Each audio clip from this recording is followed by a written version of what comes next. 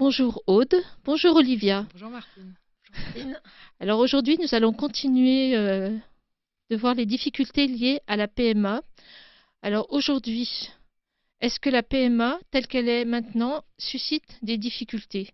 Pour faire un petit bilan sur la situation d'aujourd'hui actuelle, nous avons sous les yeux le rapport du Conseil d'État rendu en juillet 2018, en prévision de la révision de la loi de bioéthique que nous vivons actuellement. En permettant de s'affranchir du cadre naturel de la conception, ces techniques ont d'emblée soulevé d'épineuses questions éthiques.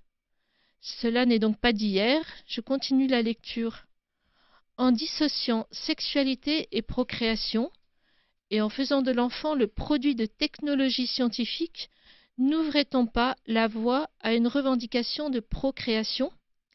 Alors voilà, ça c'est vrai que ces termes du Conseil d'État sont très intéressants parce que le Conseil d'État met le doigt sur le principe de la PMA qui est la dissociation entre la sexualité et la procréation. Donc en dissociant sexualité et procréation. Et ce qui fait que l'enfant n'est plus le fruit de l'union des personnes, il est le résultat d'un geste technique, d'un processus de technologique. Et c'est pour ça qu'il faut réaliser qu'avec la PMA, ce n'est pas quelque chose d'anodin, on passe de la procréation à la production de l'humain. Et du coup, ces techniques font de l'enfant le produit de technologies scientifiques. Ce sont les termes du Conseil d'État qui sont très précis. L'enfant, c'est évidemment pas l'objectif, mais c'est le résultat. L'enfant apparaît comme le produit de technologies scientifiques. Et on peut s'interroger quand même en termes de compatibilité avec la dignité humaine et la dignité de la procréation humaine, dès lors que l'enfant est le résultat d'un processus technologique. Merci. Le CE continue. Comment circonscrire dans ces conditions le désir que l'enfant soit sinon parfait, du moins le moins imparfait possible?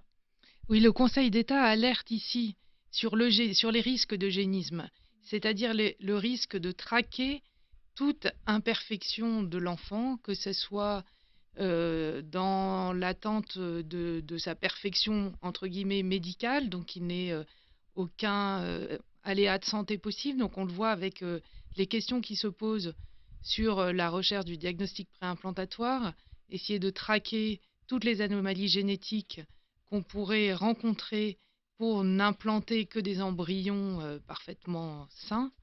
Mais plus largement, cette technologisation enferme les parents dans un désir d'enfant parfait. Je ne sais pas si on peut dire parfait, mais à tout le moins qui correspondent totalement à leurs attentes, déjà dans le moment où cet enfant va se présenter, éventuellement le choix du sexe de l'enfant. Aux États-Unis, on sait qu'il y a presque un quart des PMA qui est réalisé pour choisir le sexe de l'enfant. Bizarrement, 3/4 de ce cas est fait pour choisir le fait qu'un enfant soit une fille. Apparemment, c'est plus compliqué pour une femme de renoncer à ne pas avoir de fille que de ne pas avoir de garçon, et ça conditionne vis-à-vis de cet enfant des attentes particulières. C'est-à-dire que quand on a absolument voulu recourir à la technologie pour avoir une fille, par exemple, on attend que cet enfant se comporte exactement comme sa projection imaginaire de fille doit se comporter. Et on laisse beaucoup moins de latitude à l'enfant.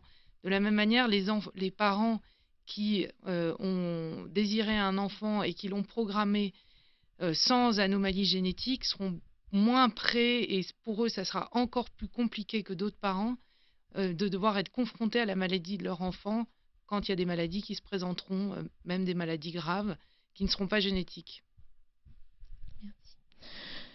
Le CE continue. Comment appréhender, du point de vue de l'établissement de la filiation et de l'accès aux origines, l'intrusion d'un tiers à travers un don de gamètes dans la relation entre l'enfant et le couple ayant recours à ces techniques? Alors là, en effet, le Conseil d'État alerte, fait le bilan du don de gamètes, le recours à des donneurs extérieurs au couple, dont don de sperme ou don d'ovocytes selon les cas. Et en effet, il s'agit là d'organiser la conception d'un enfant dont la filiation est privée de son fondement biologique, de son support biologique. Alors on peut se dire, oui, bon, c'est pas grave, c'est anodin, hein, c'est ce qu'on lit encore dans le rapport Touraine qui a été rendu en début d'année pour justement minimiser l'impact pour les enfants. Et dans ce qui compte, c'est pas du tout la biologie, d'avoir fourni le spermatozoïde, ça n'a aucune importance. Ce qui fait le parent, c'est celui qui éduque, qui aime. Bon, c'est vrai, mais jusqu'à un certain point.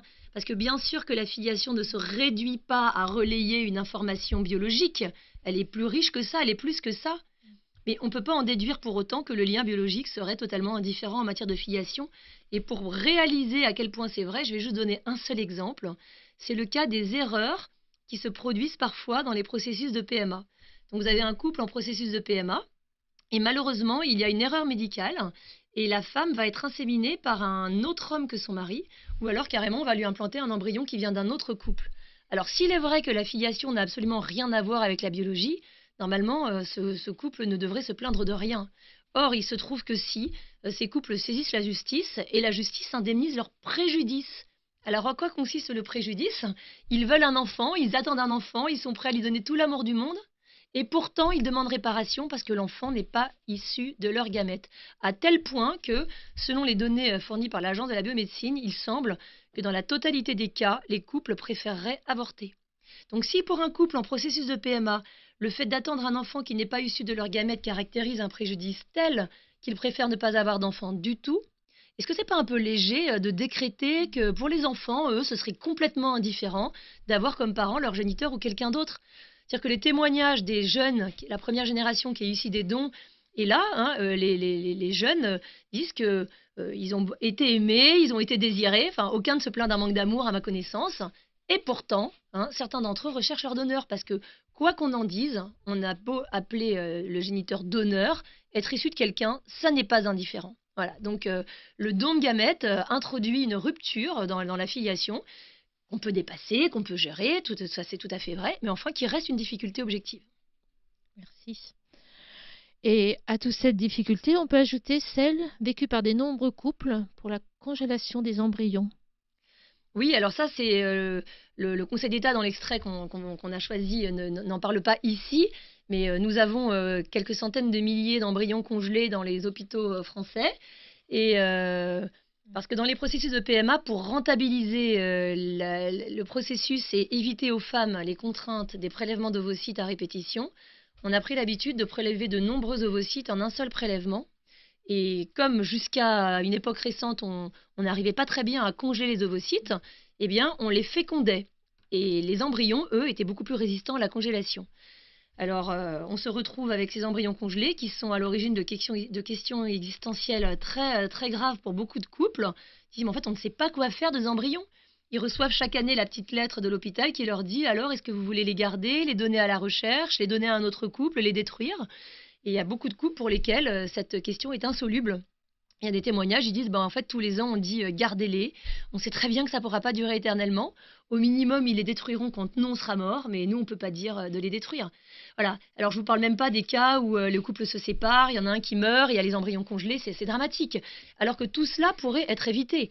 Parce que déjà, on aurait toujours pu éviter de fabriquer des embryons en surnombre. Mais en plus, aujourd'hui, depuis la loi de 2011, c'est autorisé par la loi, on peut vitrifier les ovocytes. C'est une méthode de congélation ultra rapide qui permet de les congeler dans de bien meilleures conditions. Donc, voilà, il y a une possibilité d'améliorer sensiblement la situation assez facilement. Il faut arrêter de concevoir des embryons en surnombre et éventuellement congeler les ovocytes si on veut éviter aux femmes les prélèvements d'ovocytes à répétition. Pour finir, est-ce que ces techniques sont anodines pour les enfants? Non, elles ne sont pas anodines pour les enfants et malheureusement, c'est un point qui est assez dénié aujourd'hui. Notamment dans les débats parlementaires, c'est un point qui a été soigneusement édulcoré, ou alors on dit que les études scientifiques ne sont pas fiables. Or, ce n'est pas vrai, notamment aux États-Unis ou en Australie.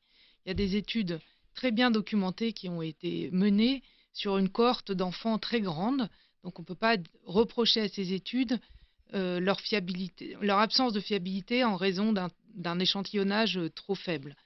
Notamment aux États-Unis, il y a une étude qui a été faite par l'agence fédérale en charge du suivi, de collecter toutes les données venant des cliniques pratiquant la PMA ou la GPA, puisqu'aux États-Unis les deux sont autorisés, Et donc, c'était une étude qui est faite par une agence fédérale qui est pro-PMA et GPA. Donc, une étude dont on peut reconnaître le caractère objectif. Elle a porté sur 4 millions d'enfants. Et sur ces 4 millions d'enfants, ils ont constaté qu'il y avait des troubles beaucoup plus importants que chez les enfants qui étaient nés naturellement. Et ces troubles sont liés à l'utilisation des techniques elles-mêmes. C'est-à-dire que c'est, dans les cas de FIV, la technique d'effraction des cellules pour permettre la fécondation qui entraîne ces troubles. Ces troubles ne sont pas neutres ni négligeables puisque, par exemple, ils ont constaté que le taux de prévalence de l'autisme chez les enfants nés par PMA était beaucoup plus important. L'autisme est une maladie qui ne se détecte pas lors de la grossesse, donc on la découvre seulement une fois que l'enfant est né dans les premières années, ou voire seulement même vers 10 ans ou plus tard. C'est une maladie qui a des conséquences importantes pour la vie de l'enfant et de sa famille, donc on ne peut pas dire que ces techniques soient anodines. On a aussi pu constater des difficultés psychologiques plus importantes chez certains des enfants nés par PMA. Malheureusement, ce sont des chiffres dont aujourd'hui on ne veut pas parler, alors qu'il faudrait informer les parents. Nous, notre association Juristes pour l'enfance, on milite pour qu'à minima, les candidats à la PMA soient informés des risques plus importants qu'encourent les enfants qui sont nés de ces techniques, pour qu'ensuite ils puissent en conscience décider de recourir à ces techniques ou non. Merci Aude, merci Olivia. Nous nous retrouvons demain À pour demain. une nouvelle émission. Au revoir Martine. Au revoir.